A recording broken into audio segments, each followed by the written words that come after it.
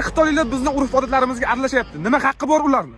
Assalomu alaykum Shavkat Mirziyoyev. Men murojaat bilan chiqyapman. Nima uchun Xitoyliklar O'zbekistonga kirib keldi? Bizning sohasiga kirib keldi, bu narsani eshitdik. Lekin yana bir xabarlarda eshityapmizki, O'zbekistonning yerlari sotilyapti xitoyliklarga. O'zbekistonda qarzi bor Xitoydan trillion deb bu narsani ham eshitdik. Nima uchun? Bizga mana shu narsa haqida ma'lumot bering. Biz xalqmiz. Sizni prezidentlikka biz saylaganmiz. Xalq saylagan. Siz xalqni eshitishga majbursiz, xalqni yengillik kiritishga majbursiz. Sveti narxini oshirib tashladinglar. Gazni narxini 1 yilda 3 marta oshirib yordinglar. Ya'ni gapirgan odamni qamoqqa tiqayapsizlar. Xalq unda kim eshitadi? Konstitutsiya juda ham mukammal ishlangan. Bizning qonunlar juda ham mukammal. Qonuningiz boylarga ishlamayapti, faqat kambag'allarga ishlayapti. Kambag'allar esa qaqshayapti faqat. Bizni ham eshitadigan ormi o'zi? Uyg'onaylik, bir-birimizga podдержка beraylik. Men olib chiqaman. Men hamma narsani olib chiqaman agar meni qamatib olishmasa.